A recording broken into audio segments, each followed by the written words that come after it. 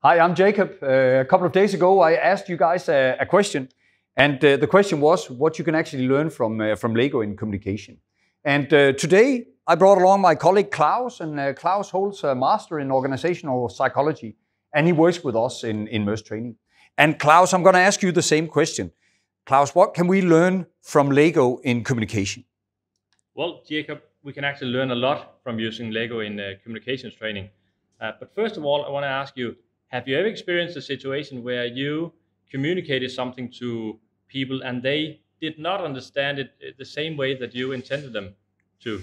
Yeah, I would say I've probably tried it a couple of times. Okay. And why do you think that happens? In which situations?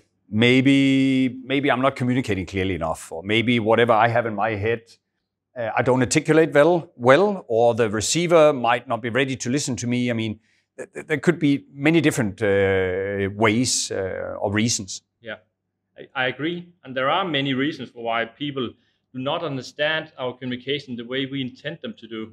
And one of them is often that we can't see each other. We don't have the body language that you and I have right now. We don't have the tone of voice in the same way that you and I have right now. And we see that in many of our industries, working on vessels like the one behind us here, or working in the oil and gas industry, or other places in the offshore industry, where people are on distance from one another and they're communicating through radios, for example. Yeah, okay.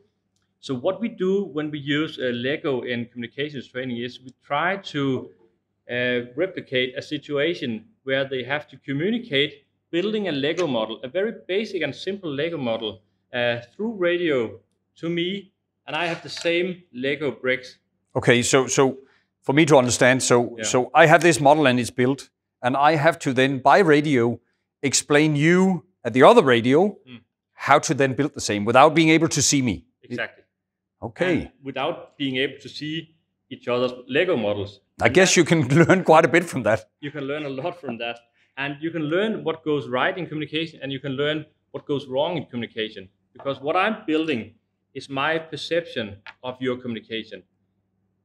It doesn't mean that it's a complete replica of your model, but your communication, if that's clear, effective, and I make sure to verify what I hear, we increase our chances of building the same model. Okay, I have to ask you a question. So, Claus, how often, you get one radio and I have the model and the other radio, how often will that other person then come out with the same model? Well, what we often see is that in the first attempt, even though it's a basic model, very rarely we get the same model. Okay. And that's an eye-opener for many people because it seems very basic and very simple, but it's actually quite difficult. But with a lot of training and practice, we end up at the same or almost the same model. And that's very important to us. We need to strive for getting the exact same result so that we don't end up getting misunderstood or get mistakes when, for example, working offshore. I think that was really, really interesting. I have to thank Claus. I think learning that much from simple things like this is extremely interesting. So thank you, Claus. Thank you. Please, if you have a couple of comments or perspectives, then write them below the post and communicate with us. That would be awesome. Thank you.